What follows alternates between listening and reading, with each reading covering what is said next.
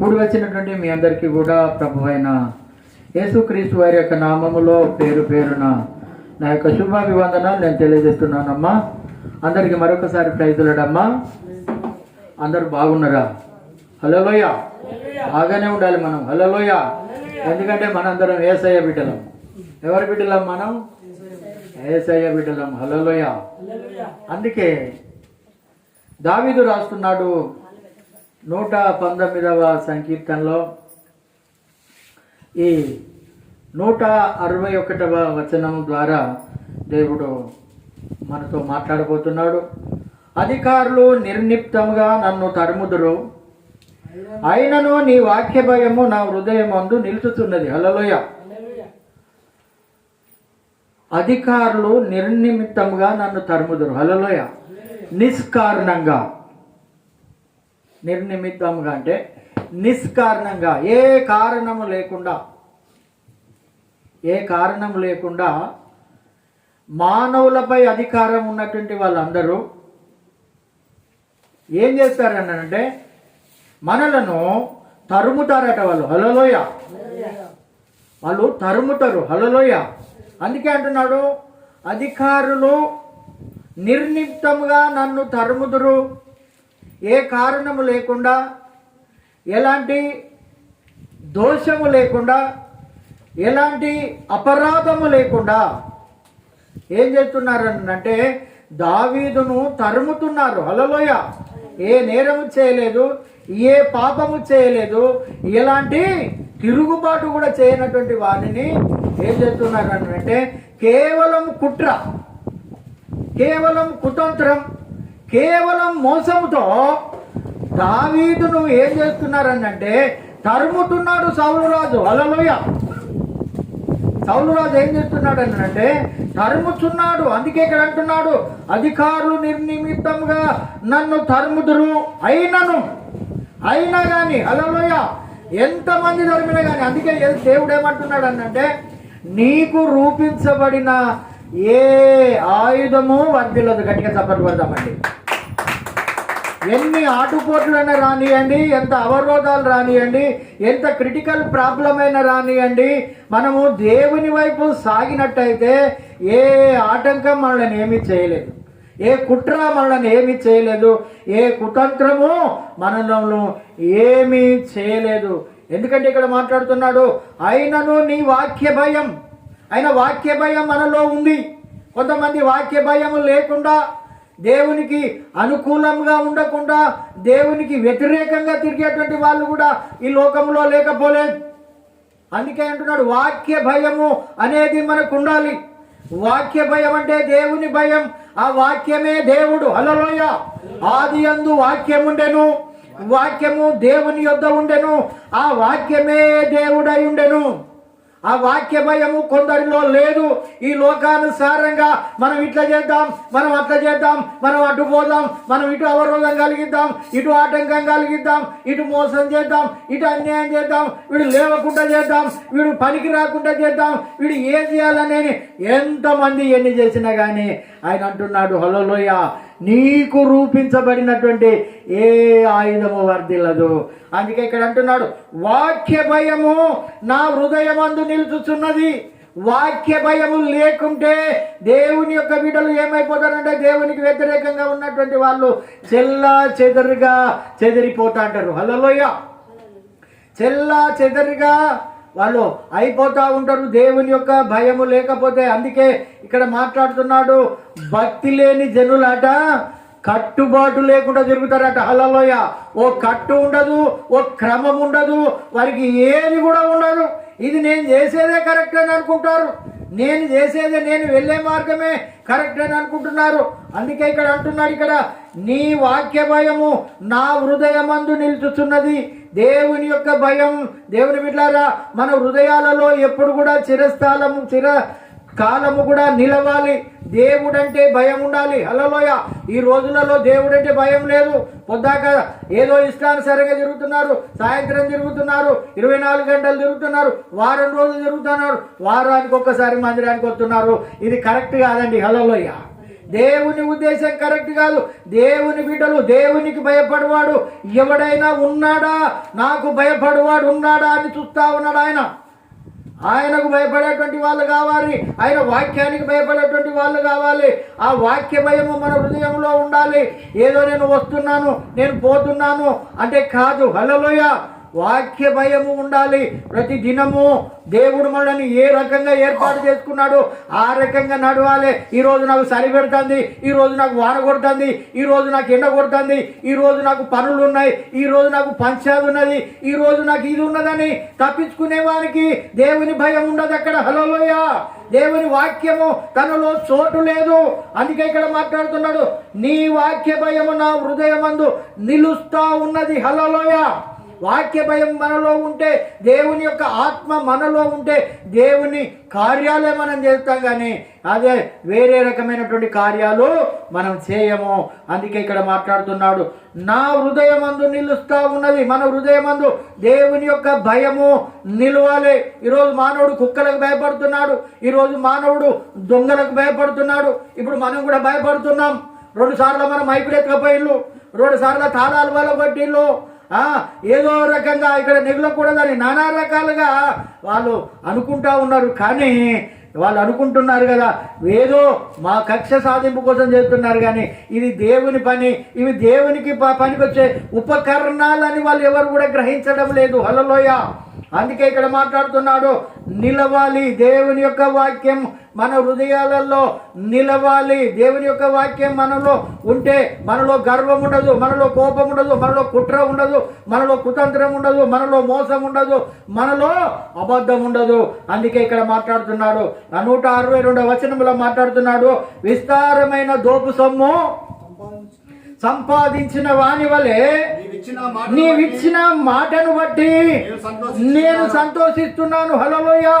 దొంగలందరూ కూడా అనుకుంటారు కదా, అబ్బా ఈరోజు బాగా సంపాదించినాం మనం, ఈరోజు ఒకరిని ముంచినాం మనం, ఈరోజు మనం ఒకరిని పాడు చేసినాం మనం, ఈరోజు ఒకరిని హత్య చేసినాం మనం, ఈరోజు ఒకరిని ఈ రకంగా మనం చేసినాము అని వాళ్ళు ఏం చేస్తున్నారు అంటే, విస్తారమైన దోపుసం ఈరోజు మనం బాగా సంపాదించినాం, నిన్న మొన్నటి కంటే బాగా సంపాదించినాం, నిన్న మొన్నటి కంటే అది చేసినాం, నిన్న మొన్నటి కంటే ఇది చేసినాం అని చాలా మంది అనుకుంటా ఉంటారు. ఇక్కడ అంటున్నాడు, విస్తారమైన దోపు సొమ్ము సంపాదించిన వాళ్ళు ఏం చేస్తారంటే, సంపాదించిన వాని వలె నీవిచ్చిన మాటను బట్టి నేను సంతోషిస్తున్నాను అని అంటున్నాడు ఇక్కడ. హల్లెలూయా.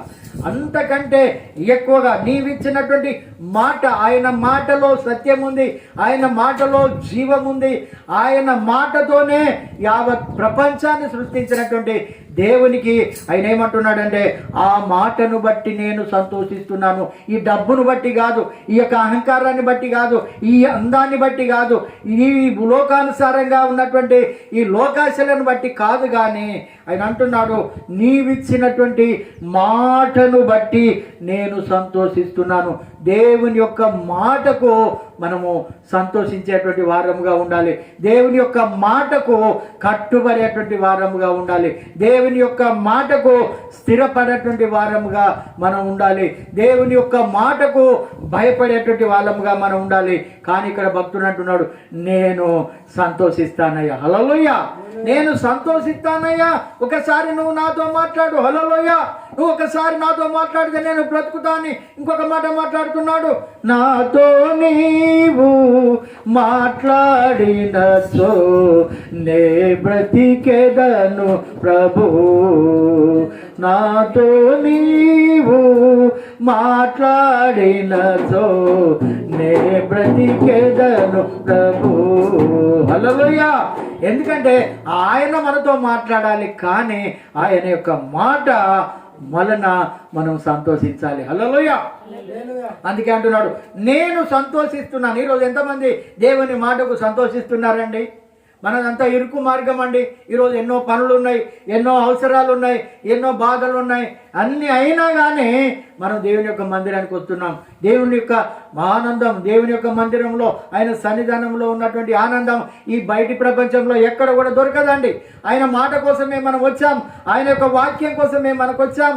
అందుకే అంటున్నాడు, నీ వాక్యమే నన్ను బ్రతికించెను, బాధలలో అదే నాకు నెమ్మదినిస్తుందండి. మనకు నెమ్మదిస్తుంది, సంతోషాన్ని ఇస్తుంది, సమాధానాన్ని ఇస్తుంది. అనేకమైనటువంటి వాటి నుండి, ఉపద్రవాల నుండి దేవుని యొక్క వాక్యము మనలను తప్పిస్తుంది. అందుకే కంటున్నాడు, నీవిచ్చిన మాటను బట్టి నేను సంతోషిస్తున్నాను. దొంగలు వాడిని నాశనం చేస్తున్నాం, వాని సొమ్ములు దొంగలించాం, లేకుంటే వాడిని ముంచేసాం, వాడిని పాడు చేశాం అని నానా రకాలుగా సంతోషించి ఉండొచ్చు. కానీ ఆయన అంటున్నాడు, నీ యొక్క మాటను బట్టి నేను సంతోషిస్తున్నాను. ఆయన మాటకు మనము కట్టుబడి ఉండాలి. ఆయన మాటకు మనము సంతోషించేటువంటి వారముగా మనం ఉండాలి. ఏమి ఉన్నా ఏమి లేకపోయినా కానీ మనం దేవుని అందే ఉండాలి. ప్రియ దేవుని బిడ్డలారా, దేవుని యొక్క మాటను బట్టి మనం సంతోషించాలి. కొన్నిసార్లు మానవులు ఏం చేస్తారంటే చెడు మాటలు మాట్లాడతారు.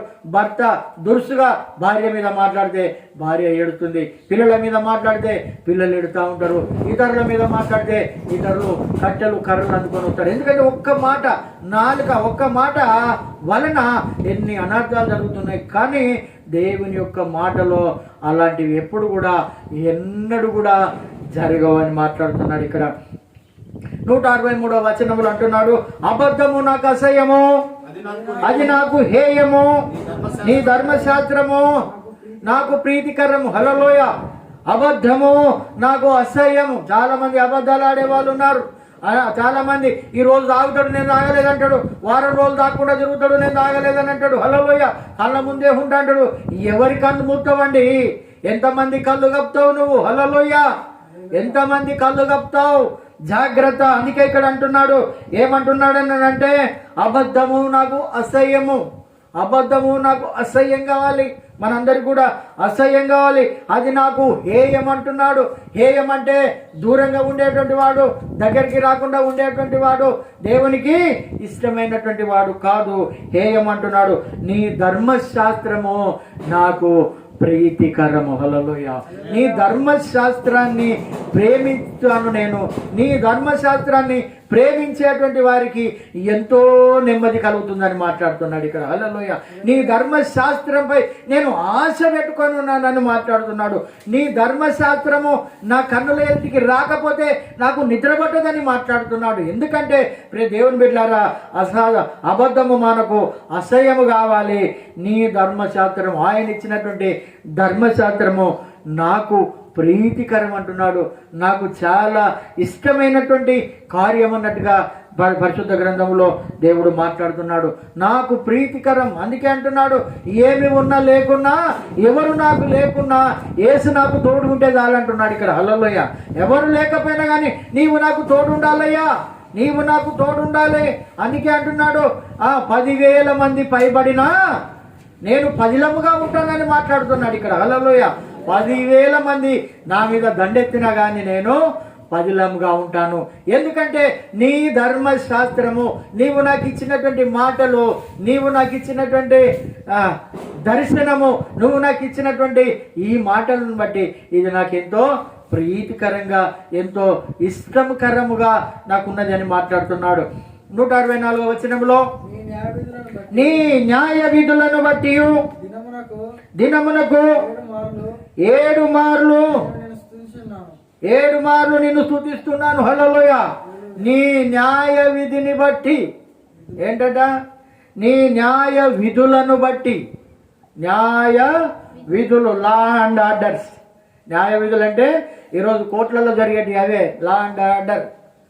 ఆయన న్యాయ విధులు అవే నడుస్తున్నాయి ఇప్పటి వరకు కూడా. ఆయన యొక్క చేయి పోయినోనికి ఇది, కన్ను పోయినోనికి ఇది, కాలు పోయినోనికి ఇది, ఈ శిక్ష, దొంగతనం చేసిన వానికి ఆ శిక్ష, ఇవన్నీ న్యాయ విధులు. హల్లెలూయా. నీ న్యాయ విధులకు భయపడి అంటున్నాడు, నీ న్యాయ విధులను బట్టి దినమునకు 7 మార్లు నిన్ను స్తుతిస్తాను. హల్లెలూయా. కొంతమంది తిండిపోతులు ఉంటారు, 7 మార్లు తింటారు వాళ్ళు. కొంతమంది తాగుపోతులు ఉంటారు, 7 సార్లు వాడు టైం లేదు, ఏది లిమిట్ లేకుండా ఇష్టానుసారంగా ఉండేటువంటి వాళ్ళు 7 మార్లు. అందుకే అంటున్నాడు, నీతిమంతుడు కూడా 7 మార్లు కూడా పడిపోతాడని పరిశుద్ధ లేఖనాలు తెలియజేస్తా ఉన్నాయి. హల్లెలూయా.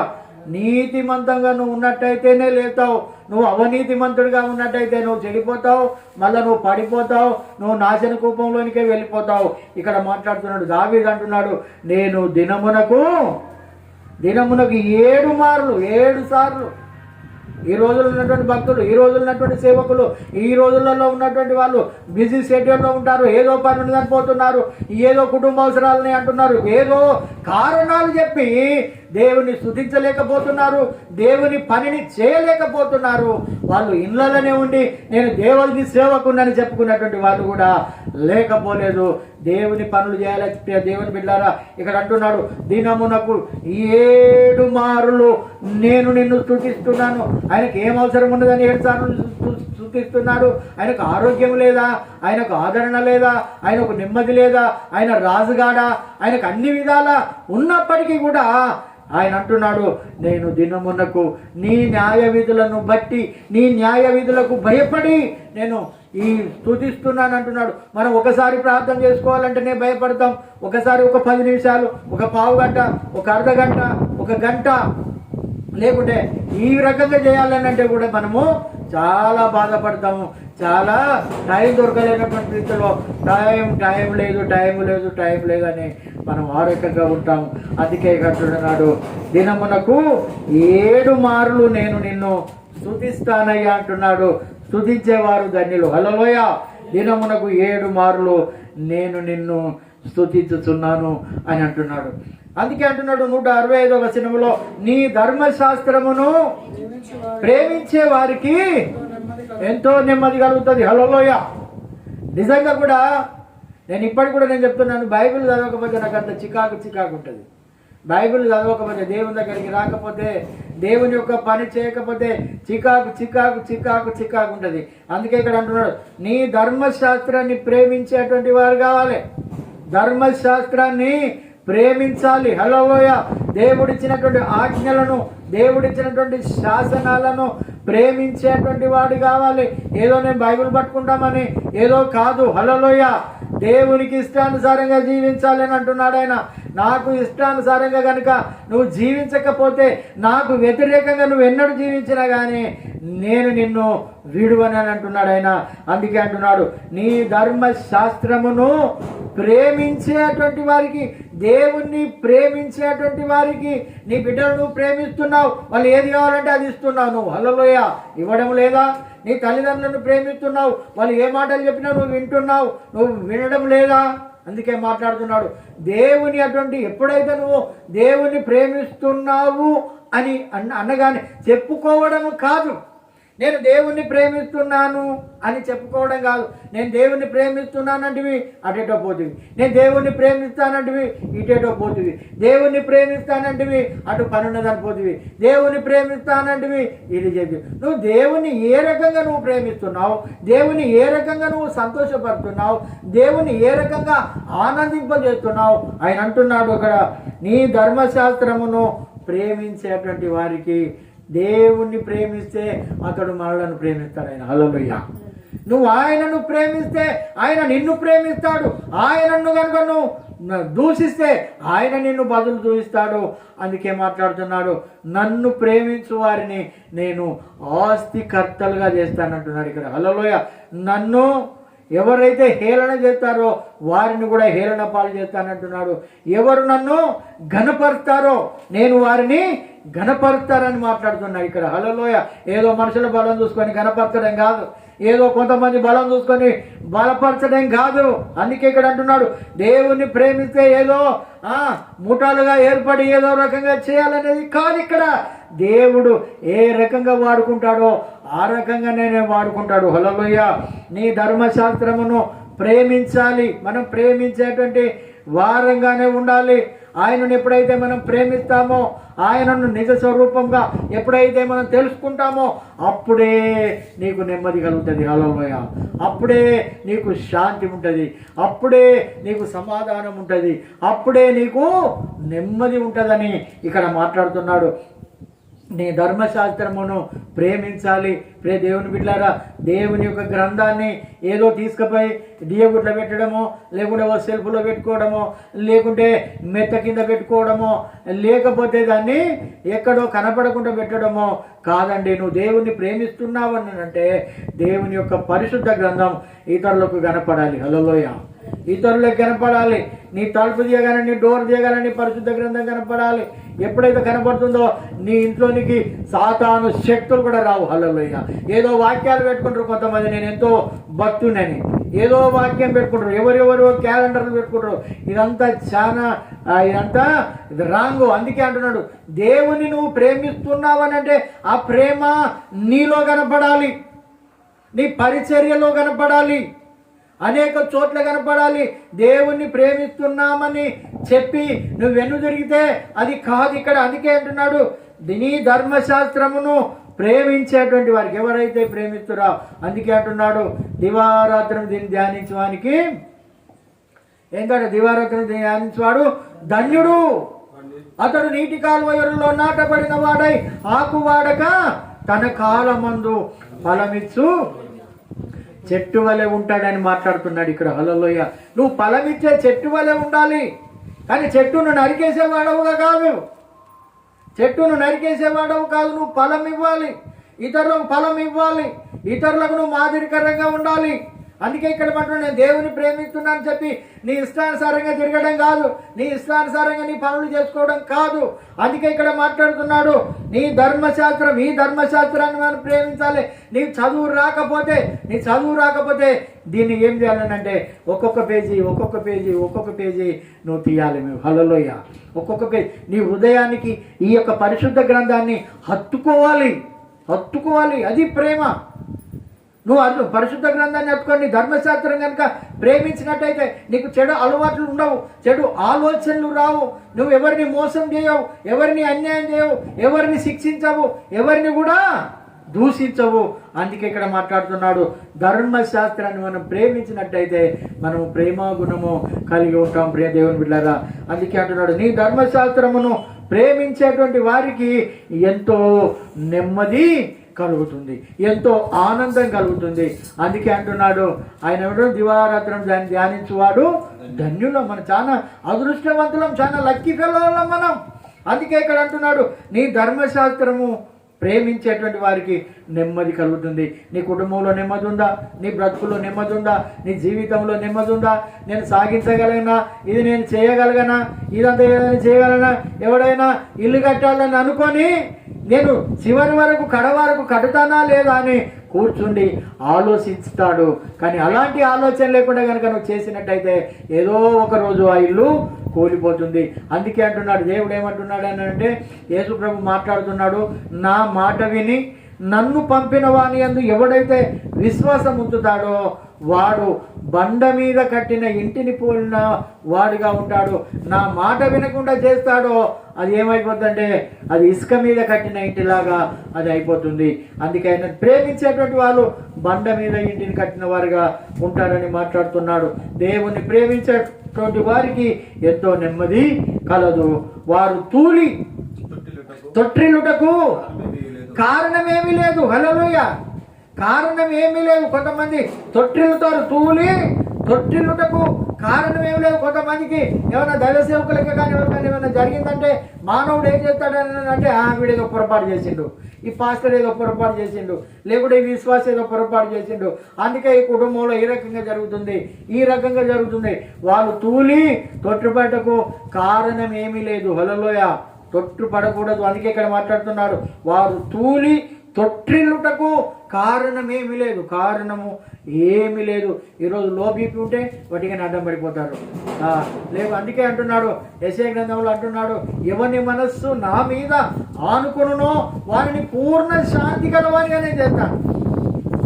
నా మీద ఆనుకోవాలి, నన్ను పట్టుకోవాలి. మనం పడిపోయే ముందు గోడను ఏ రకంగా పట్టుకుంటామో, పడిపోయే ముందు ఈ యొక్క భూమిని ఏ రకంగా మన చేతి ద్వారా పట్టుకోనికి ప్రయత్నం చేస్తామో, యేసయ్యను ఆ రకంగా పట్టుకోవాలి. దేవుని ప్రేమించేటువంటి వారికి అలాంటి అనుభవాలు ఉంటాయని కూడా ఇక్కడ మాట్లాడుతున్నాడు.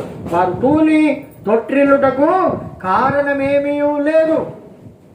166వ వచనంలో అంటున్నాడు, యెహోవా నీ రక్షణ కొరకు నేను కనిపెట్టుచున్నాను. ఆయన రక్షణ మనకు కావాలి.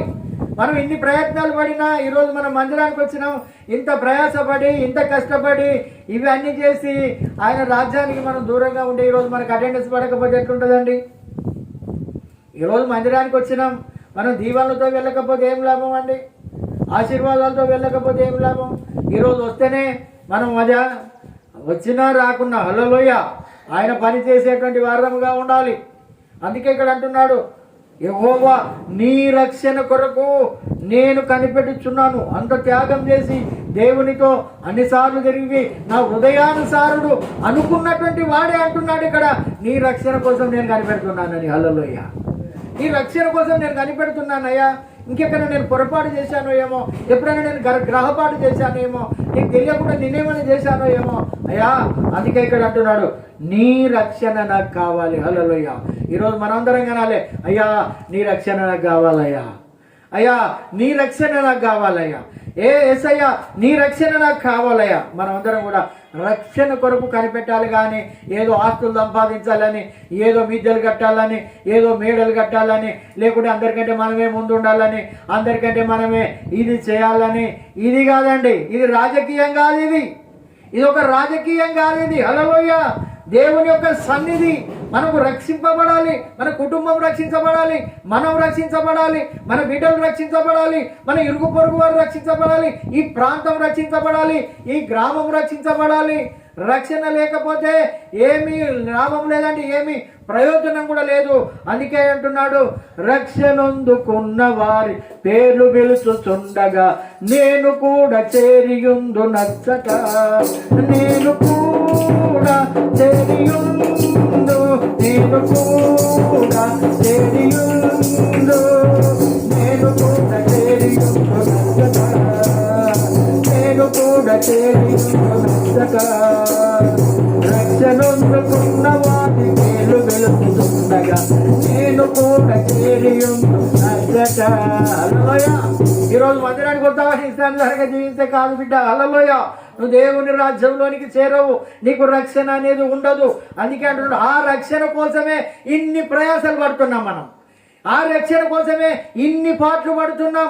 ఏదో ఈ భూమి మీదకి వచ్చి ఏదో సంపాదించకపోవాలని, ఏదో ఆస్తులు కూడబెట్టాలని, ఏదో ఎవరినో మోసం చేయాలని, లేకపోతే ఏదో అది చేయాలని కాదు. హల్లెలూయ, ఇది దేవుని పని. హల్లెలూయ, ఏదో ఒక రోజు నన్ను కాపాడుతాడని, ఏదో ఒక రోజు నన్ను కరుణిస్తాడని, ఏదో ఒక రోజు నన్ను రక్షిస్తాడని, ఏదో ఒక రోజు ఆశీర్వాదం ఇస్తాడని, ఏదో ఒక రోజు నెమ్మదిస్తాడని, ఏదో ఒక రోజు మనలందరినీ సమకూరుస్తాడని, మనందరం చెదిరిపోకుండా ఉండాలని, మనందరం ఐకమత్యంతో ఉండాలని, మనందరము ఈ రకంగా ఉండాలని ఆయన రక్షణ మనకు ఇవ్వనికైనా ఈ లోకానికి వచ్చాడు.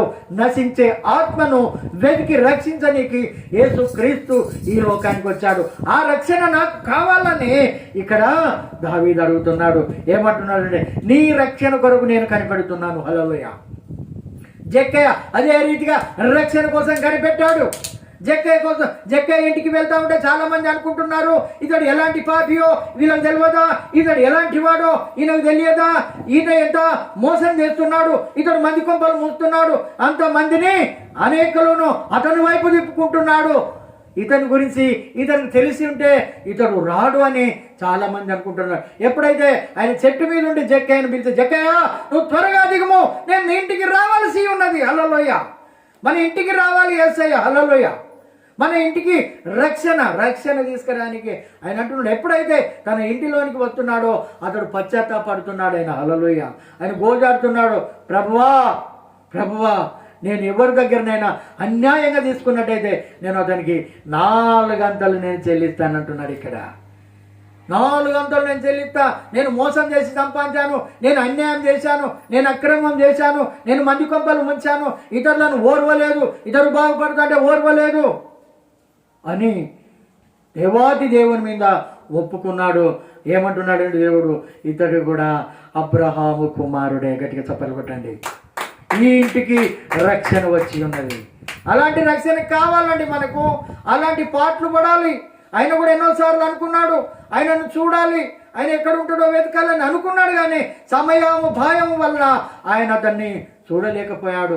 సమయం అతనికి అనుకూలించలేదు. అతడు బిజీ షెడ్యూల్లో మనలాగా ఉన్నాడు. ప్రార్థన చేసుకోవాలంటే టైం ఉండదు, వాక్యం చదవాలంటే టైం ఉండదు, అనేకమైనటువంటి బిజీ షెడ్యూల్లో మనం ఉంటాం.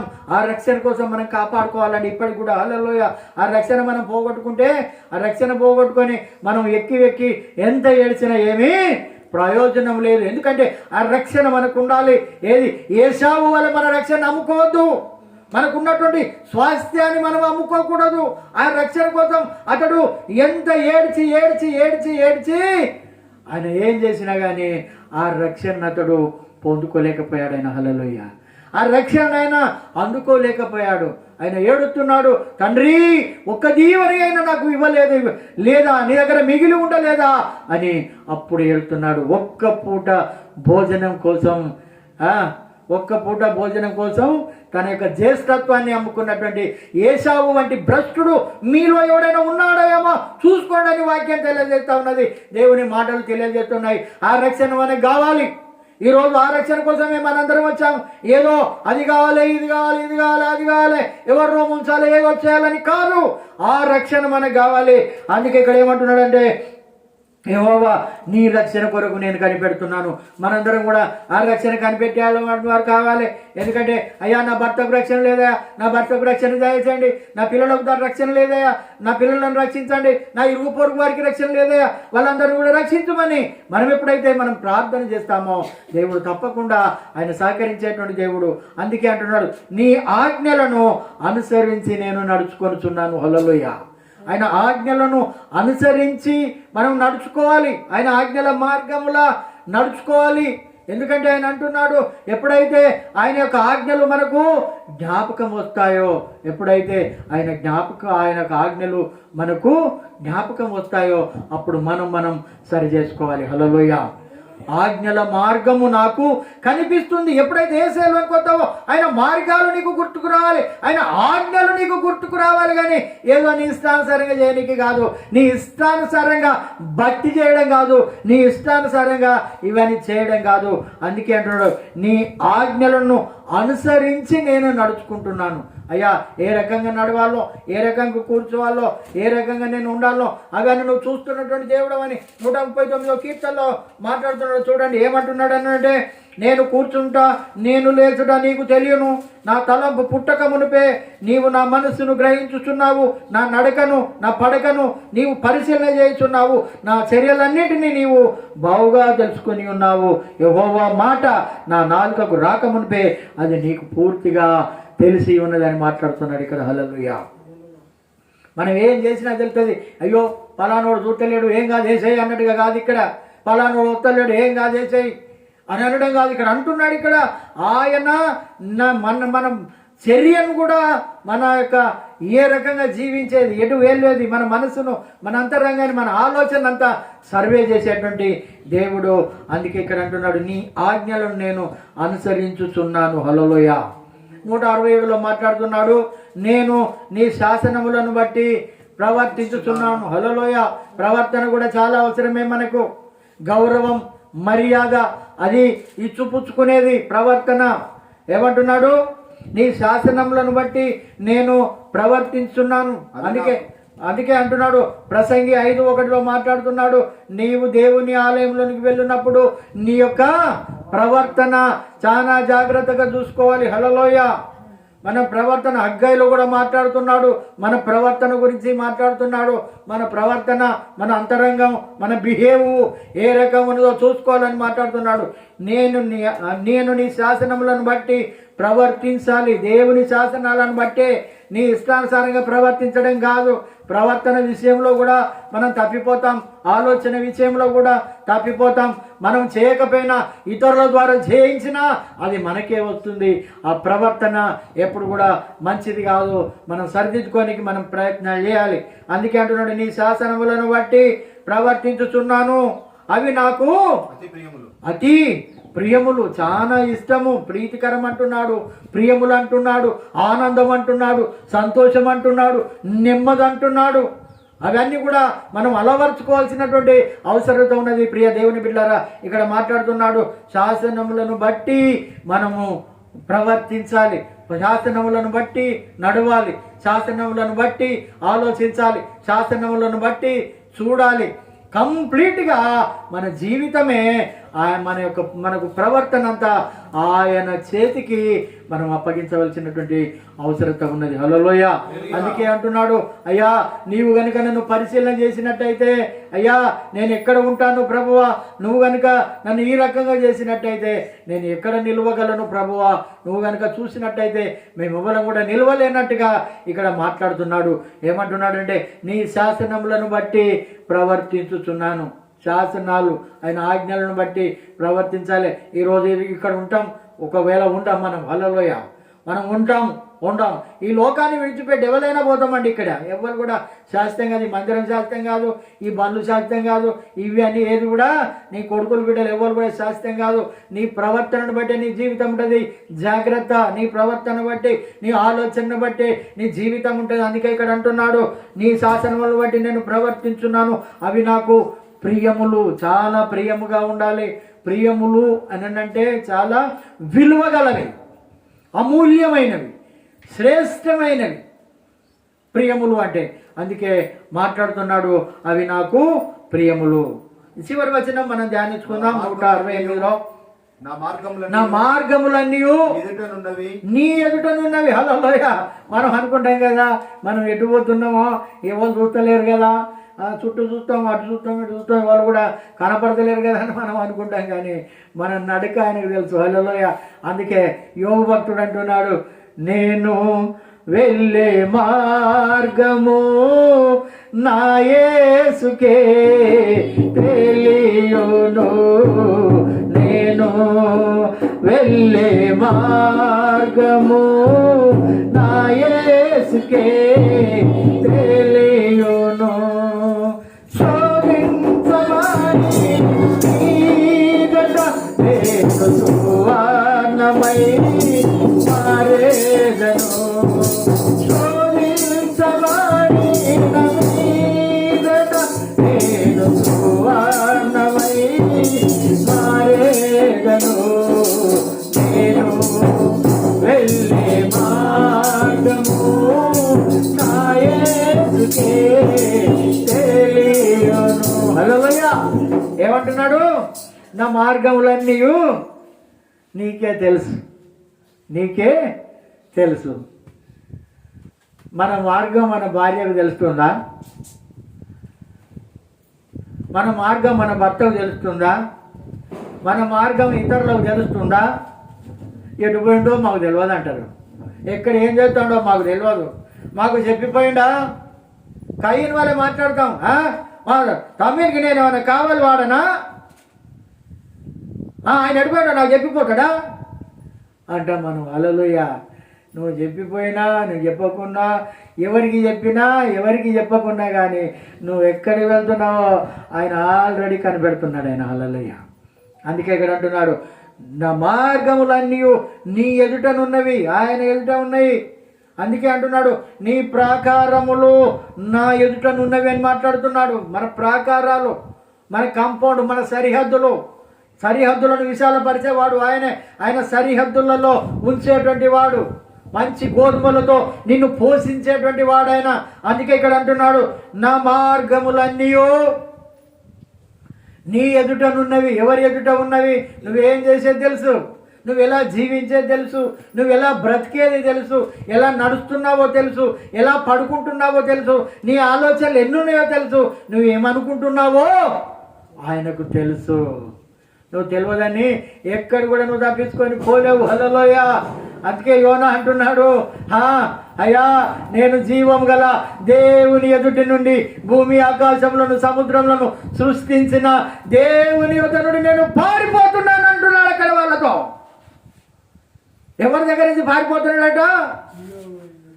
దేవుని దగ్గర నుంచి నేను పారిపోతున్నాను. వాళ్ళు భయపడుతున్నారు. ఇది ఎవరి బట్టి ఈ యొక్క సంభవం జరుగుతున్నది, ఈ నాశనం జరుగుతుంది, ఈ ప్రళయం వస్తుంది? ఎవరిని బట్టి? అదే మనమైతే నాకెందుకు, నేను పోయేటోని నేను 100 మందిని తీసుకుపోతానని సంతోషిస్తాం. మనతో ఇంకో 100 మంది రావాలి. హల్లెలూయా. ఎవరు రారు మనతోటి. హల్లెలూయా. సచ్చేనాడు ఎవరు కూడా రారు. అందుకే అంటున్నాడు, ఇది ఎవరిని బట్టి వచ్చిందంటే నన్ను బట్టే ఇది వచ్చిందని మాట్లాడుతున్నాడు అక్కడ. యెహోవా కోపం వచ్చింది, నన్ను బట్టే ఈ ప్రళయం వచ్చింది, నన్ను లేపి ఈ సముద్రంలో ఎత్తేయండి. సముద్రంలో కూడా దేవుని మాట వాళ్ళకి తెలియజేస్తున్నాడు ఆయన. హల్లెలూయా. ఆకాశం భూమి సముద్రములకు అధిపతి అయినటువంటి ఆ దేవాది దేవుని యొద్ద నుండి నేను పారిపోతున్నాను. ఆయన నన్ను చూస్తున్నాడు, మనందరినీ చూస్తున్నాడు. ఈ ప్రళయంలో మనం చిక్కుకున్నామన్న సంగతి ఆయన ఆల్రెడీ చూస్తూ ఉన్నాడు. ఆయనే కలుగజేశాడు ఈ సముద్రంలో తుఫాను, ఆయనే కలుగజేశాడు. నన్ను ఎత్తి ఈ సముద్రంలో పడవేయండి. ఎందుకంటే ఆయన అనుకున్నాడు, నేనేకు వెళ్ళు బాబు, నువ్వు నేనేవలన్నా ప్రజలందరూ చెడిపోతున్నారు, వాళ్ళు నాశనం అవుతున్నారు, వాళ్ళకు రక్షణ కావాలంటే, వాళ్ళందరినీ కాపాడాలంటే నువ్వు ఒక్కనివే సముద్రుడవు, నువ్వు వెళ్ళిపోయిన దాన్ని పంపితే అక్కడి నుండి సరే మంచిదయ్యా నేను వెళ్ళిపోతున్నా అని ఆయన ఏం చేశాడనంటే దేవునికి వ్యతిరేకంగా నేనేకు వెళ్ళవలసినటువంటి వాడు తరిశీసుకు వెళ్ళనీకి కేవు ఇచ్చి ఆ టికెట్ కొనుక్కొని తరిశీసుకు పోయేవాడు ఎక్కాడు. హల్లెలూయా. దేవుని నుండి మనం ఎప్పుడు కూడా తప్పించుకోలేం. పోం ప్రే దేవుని బిడ్డలారా, మనం అనుకుంటాం ఎవరు మనం చూడడం లేదులే, ఎవరి కన్ను మన మీద పడడం లేదులే అని ఎప్పుడు కూడా మనం అనుకోకూడదు. దేవుడు ప్రతి ఒక్కదాన్ని కూడా ఆయనకు కనపడని స్పష్టము లేదని బైబిల్ గ్రంథంలో తెలియజేస్తున్నది. ఆయన కనపడకుండా ఏది లేదు, అన్నీ కూడా కనపడతా ఉంటాయి ఆయనకు. హల్లెలూయా. ఏ రకంగానట మబ్బుగా కనపడవు, తేటగా కనపడుతుంది అని పరిశుద్ధ గ్రంథం తెలియజేస్తున్నది. అందుకే బైబిల్ గ్రంథం దేవుణ్ణి మన దావీదు గ్రహించాడు కనుక, దేవుని మనస్సును గ్రహించాడు కనుక, ధర్మశాస్త్రాన్ని గ్రహించాడు కనుక ఆయన అంటున్నాడు, నా మార్గములన్నీ నీ ఎదుటనున్నాయి. నీకు తెలుసయ్యా నేను ఎడిపోయాను. చెడు నడక ఉంటుంది, చెడు ప్రవర్తన ఉంటుంది, చెడు ఆలోచన ఉంటుంది. అందుకే అంటున్నాడు, ఏమంటున్నాడు, నా మార్గములు అని అంటే మన నడక కూడా చాలా జాగ్రత్తగా చూసుకోవాలి. మన ప్రవర్తనను కూడా చాలా జాగ్రత్తగా చూసుకోవాలి. మన ఆలోచన కూడా, మన మాట ధరలు కానీ, మన వేషధారణ కానీ ప్రతి ఒక్కటి కూడా హల్లెలూయా కుట్రలు కుతంత్రాలు పెట్టుకున్నా కానీ ఆయన తెలుసుకునేటువంటి దేవుడు. అందుకే అంటున్నాడు, నా మార్గములన్నీ నీ ఎదుటనున్నవి, ఆయన ఎదుట ఉన్నవి. ఎదుట అంటే ఇప్పుడు మీ ఎదుట నేనున్నాను, నా నిలువు నిత్తారో మీరు చూస్తా అంటారు, నా ఎదుట మీరున్నారు, మిమ్మల్ని నేను స్పష్టంగా చూడగలుగుతాను. కానీ దేవుని ఎదుట కూడా మనం ఉన్నాం, మళ్ళందరినీ కూడా చూసేటువంటి దేవుడు ఆయన. హల్లెలూయా. మళ్ళందరి మనసులను ఆలోచనలు. అందుకే అంటున్నాడు, శాస్త్రులు పరిచయులు ఎప్పుడు కూడా ఆయనను వెంటాడేటువంటి వాళ్ళు. ఈరోజు విశ్రాంతి దినం కదా, నువ్వు చేయకూడదు, నువ్వు చేస్తున్నావే, నువ్వు దేవుని కుమారుడమని చెప్పుకుంటున్నావే అని వాళ్ళ హృదయాలలో ఆలోచించినా కానీ ఆ మాటను కూడా ఆయన బయట పెట్టినటువంటి సమర్థుడైన. హల్లెలూయా. ప్రతి ఒక్కటి కూడా ఆయనకు తెలిసి ఉంటుంది. ప్రియ దేవుని బిడ్డలారా, నా మార్గములన్నీ నీ ఎదుట ఉన్నవి, ఆయన ఎదుట ఉన్నవి, నీ ఎదుట మనకు స్పష్టంగా కనపడుతున్నాయి. మన నడక కనపడుతున్నది, మన ప్రవర్తన కనపడుతున్నది, మన ఆలోచన కనపడుతున్నది, మన అంతరంగం కనపడుతున్నది, మన యొక్క నాటకాలు కనపడుతున్నాయి, మన వేషధారణ కనపడుతున్నది, మనలో ఉన్నటువంటి గుణగణాలన్నీ కూడా ఆయన చూస్తూ ఉన్నాడు. అందుకే ఇక్కడ మాట్లాడుతున్నాడు, నా మార్గములన్నీ నీ ఎదుటనున్నవి. ఆయన ఎదుటనే మన మార్గాలు ఉన్నాయి, మనము ఆయన ఎదుటే మనం ఉన్నాము. హల్లెలూయా. అందుకే ఇక్కడ అంటున్నాడు, నీ ఉపదేశములు నీ శాసనములను నేను అనుసరించుచున్నాను. హల్లెలూయా. నీ ఉపదేశాలంటే నీ మాటలను నేను అనుసరించి నేను నడుచుకుంటున్నాను. ఇది చేయకూడదంటే చేయలేదు, ఇటు పోకూడదంటే పోలేదు. ఆయన ప్రతి విషయంలో దేవుని అడిగేది, అయ్యా నేను పోదునా మానుదునా, నేను పోవుదునా నేను మానుదునా. దేవుడు ఆయనతో మాట్లాడేది, నువ్వు వెళ్ళకూడదంటే ఆయనకు వెళ్ళకూడదు. వెళితే ఏమవుతుంది, నాకే తెలివి ఉన్నది, మంది ఉన్నది, మార్బలం ఉన్నది, డబ్బు ఉన్నది, ఆస్తి ఉన్నది, అందం ఉన్నది, అన్నీ ఉన్నాయి అని ఆయన వెళ్ళిపోలేదు. దేవుని మాటకు కట్టుబడి ఉన్నాడు ఆయన. అందుకే ఇక్కడ అంటున్నాడు, నీ ఉపదేశములను నీ శాసనములను, ఆయన యొక్క శాసనాలను నేను అనుసరిస్తూనే ఉన్నాను. హల్లెలూయా. అనుసరించుచున్నాను. ఉపదేశం, ఆయన ఉపదేశం వినాలి, ఆయన మాటలు వినాలి, ఆయన స్వరము వినాలి, ఆయన ఆత్మ కార్యాలు మనము పసిగడుతూ ఉండాలి. హల్లెలూయా. ఆయన ఆత్మ మన మధ్యలో సంచారం చేస్తూ ఉన్నది ఇక్కడ. హల్లెలూయా. ఆయన చూస్తూ ఉన్నాడు, ఆయన చూసేటువంటి దేవుడు. అందుకే అంటున్నాడు, ఆయన ఉపదేశాలను మనం వినాలి. హల్లెలూయా. ఆయన మాటలో సత్యం ఉంది, ఆయన మాటలో జీవం ఉంది, ఆయన మాటలో అనేకమైనటువంటి దీవెనలు ఉన్నాయి. హల్లెలూయా. కొంతమంది బంట్రోతులను యేసు ప్రభువును పట్టుకరాపని పంపించారు. వాళ్ళు చూడండి ఒకసారి యోహాను సువార్తలో ఒక మాట అది చూసుకొని గుర్తు చేసి నేను ముగిస్తాను. యోహాను సువార్త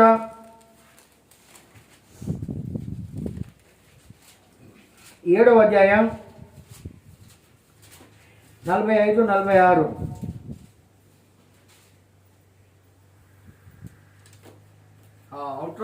ఆ బంట్రోతులు ప్రధాన యాజకుల యొద్దకును పరిసయ్యుల యొద్దకును వచ్చినప్పుడు వారు ఎందుకు మీరు ఆయనను తీసుకొని రాలేదు? ఎందుకు తీసుకొని రాలేదయ్యా?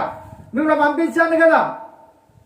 పరిసయ్యులు శాస్త్రులు అడుగుతున్నారు, ఎందుకు ఆయనను తీసుకొని రాలేదు? ఆయన పట్టుకొని తీసుకురమ్మన్నాం కదా, కట్టేసి తీసుకొని రమ్మన్నాం కదా. మా ఆజ్ఞను మా మాటను ఎందుకు మీరు బంట్రోతులు అంటే పోలీసు వారు, మిలిటరీ పంపించారు ఆయన దగ్గరికి. ఆ బంట్రోతులు ఆ మనుషుడు మాట్లాడినట్లు ఎవడును ఎన్నడును మాట్లాడలేదు. చప్పలు కొడదామండి హల్లెలూయా. ఆయన మాటలో అంత సత్యం ఉన్నది. ఆయన ఆ మాటలు మన హృదయంలోకి వచ్చాయి కనుకనే ఇప్పుడు మనం మారాం. మనం కొంతవరకైనా ఆయన మాటలు ఏదో మనుషుల మాటలతోటి కాదు, ఏదో కొంతమంది అంటారు, కొంతమంది చెప్పుడు మాటలు. నేర్చుకొని వచ్చినావు అమ్మగారింటికి పోయి, అన్ని నేర్చుకొని వచ్చినావు.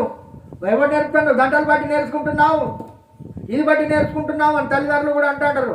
మనుషులను బట్టి నేర్చుకుంటాం, మనుషులను బట్టి తాగుడు నేర్చుకుంటాం, మనుషులను బట్టి చెడు ఇవన్నీ నేర్చుకుంటాం. అందుకే ఇక్కడ అంటున్నాడు, ఏమంటున్నాడు?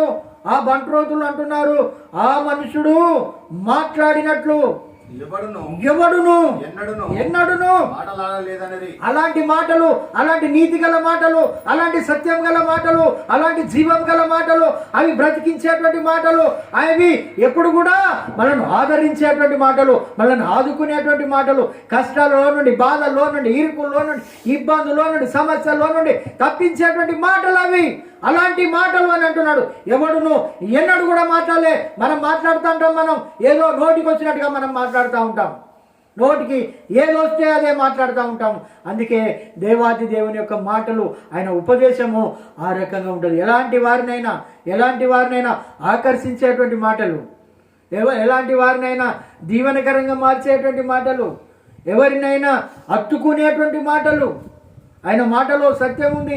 ఆయన అంటున్నాడు, నాలో పాపం ఉన్నదని మీలో ఎవడు నిరూపిస్తాడని కూడా ఈ లోకంలో ఛాలెంజ్ చేసినటువంటి వాడు ఒక యేసుక్రీస్తు మాత్రమే.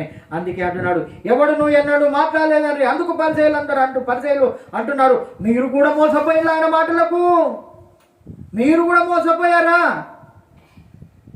అనగానే వాళ్ళు చేతులు కట్టుకొని ఏం సప్పుడు చేయడం లేదు అక్కడ.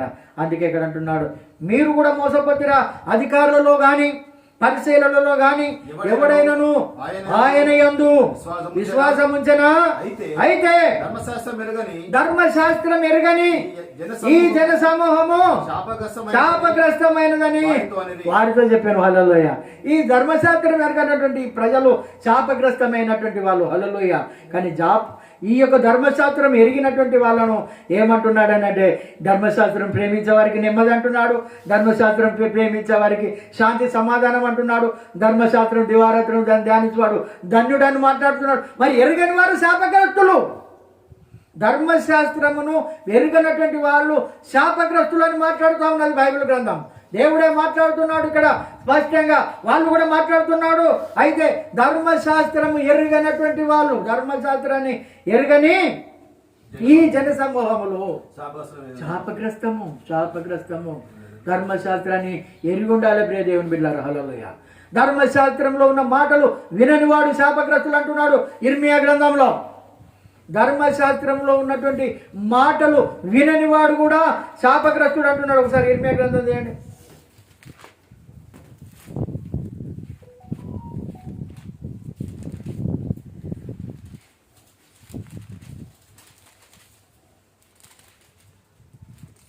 పదకొండవ అధ్యాయం 2వ వచనం.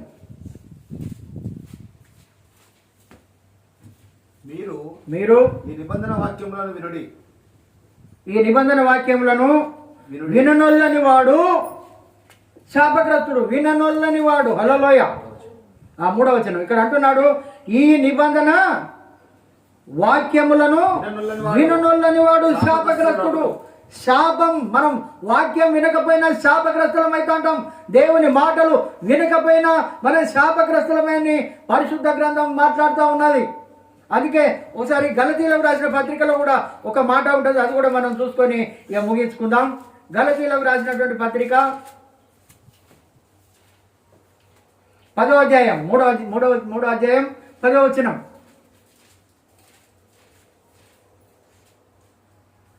పేజ్ నంబర్ వచ్చి 169.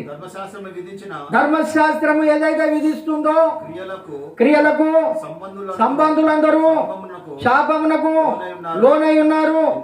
ఎందుకనగా ధర్మశాస్త్ర సంబంధమందు వ్రాయబడిన విధులన్నీ చేయుటయందు నిలకడగా ఎవడైతే నిలకడగా ఉండని ప్రతి వాడును శాపగ్రస్తుడు. హల్లెలూయా. పరిశుద్ధ గ్రంథము ప్రేమించాలి. దేవుని ధర్మశాస్త్రమును ప్రేమించేటువంటి వారికి నాకు నెమ్మది కలుగును అని అంటున్నాడు. ఇదే 119వ అధ్యాయంలో మొత్తం చూసినా కానీ దేవుని యొక్క ధర్మశాస్త్రం ప్రేమించే వారికి నెమ్మది, ప్రేమించే వారికి ఆనందం, ప్రేమించే వారికి శాంతి, ప్రేమించే వారికి సమాధానం, ప్రేమించే వారికి నెమ్మది, సమాధానం, శాంతి, నెమ్మది, ఆరోగ్యం, ఆయుష్, బ్రతికించే వాక్యం అని నానా రకాలుగా వ్రాయబడినట్టుగా మనం చూస్తాం. శాస్త్రులు పరిచయులు కూడా అక్కడ అన్నటువంటి మాట ఏందో, ఈ ధర్మశాస్త్రం ఎరగని ఈ ప్రజలు కూడా శాపగ్రస్తం అయిపోతున్నారు. హల్లెలూయా. వాళ్ళు విడ్డూరంగా మాట్లాడుతున్నారు దేవుని యొక్క మాటలను. ఆయన మాట్లాడినటువంటి మాటలను బట్టి మీరు కూడా మోసపోయిలా అని అంటున్నారు. ఎందుకంటే దేవుని సత్యం ఎరగక ఇప్పటికి కూడా నానా రకాలుగా అనేక రకాలుగా పాటలు పడుతున్నారు, తిప్పలు పడుతున్నారు, కష్టాలు పడుతున్నారు, రోగాల పాలవుతున్నారు, బాధల పాలవుతున్నారు, దరిద్రం పాలవుతున్నారు, అనేకమైనటువంటి వాటికి పాలవుతున్నారు. దేవుని ధర్మశాస్త్రమును ప్రేమించేటువంటి వారికి, దేవుని ఆజ్ఞలను ప్రేమించేటువంటి వారికి, దేవుని శాసనాలను ప్రేమించే వారికి ఎంతో నెమ్మది కలుగుతుంది. దేవుని ప్రేమించే వారికి ఎంతో నెమ్మది కలుగుతుందని పరిశుద్ధ లేఖనాలు ఈరోజు మనకు తెలియజేస్తున్నాయి. ఈ 119వ సంకీర్తనలో మనం మాట్లాడుకున్నటువంటి ప్రతి మాట, దేవుడు మనకిచ్చినటువంటి ప్రతి మాటలో సత్యం ఉంది, జీవం ఉంది, ఆనందం ఉన్నది, అనేక రకాలైనటువంటి అవసరతలు కూడా మనకు ఉన్నాయి. దేవుని బిడ్డలారా, ఎప్పుడు కూడా దేవుని మాటలను, దేవుని యొక్క ఉపదేశాన్ని, దేవుని యొక్క ఆజ్ఞలను, దేవుని యొక్క శాసనాలను ఎప్పుడు కూడా తూచా తప్పకుండా నడిచినటువంటి వాడే అనేక రకాలుగా ఆశీర్వాదాలు, దీవెనలు, మేలులు ఈరోజు రాకపోవచ్చు, ఈరోజు చేసిన ఫలితం ఈరోజు రాకపోవచ్చు, కానీ రానున్న దినాలలో మనం చూస్తాం. హల్లెలూయా. తప్పకుండా రానున్న దినాలలో మనం చూస్తాం. ఎన్ని ఆటంకాలు రాని, ఎన్ని అవరోధాలు రాని, ఎంత కష్టం రాని, ఎంత ప్రతికూల వాతావరణం రానియండి, దేవుని యొక్క ప్రేమ గనుక మనలో ఉంటే ఇలాంటి ఆశీర్వాదాలు, దీవెనలు మన జీవితాలలో, మన బ్రతుకులలో, మన కుటుంబాలలో ఎన్నో పొందుకుంటామని ఈరోజు పరిశుద్ధ లేఖనాలు మనకు తెలియజేస్తున్నాయి. మనం కూడా ఆయన మాటకు కట్టుబడి ఉందాం, ఆయన ఆజ్ఞలకు కట్టుబడి ఉందాం, ఆయన శాసనాలకు కట్టుబడి ఉందాం, ఆయన యొక్క అనేకమైనటువంటి ఉపదేశాన్ని కట్టుబడి ఉందాం, ఆయన యొక్క అనేక రకాలుగా భయము, భక్తి కనుక మనం చూసినట్టయితే తప్పకుండా దేవుడు నిన్ను, నన్ను, మనందరినీ ఆయన రాకడ వరకు ఆయన రక్షణ మార్గంలో మనందరినీ నడిపించును గాక. ఆమేన్.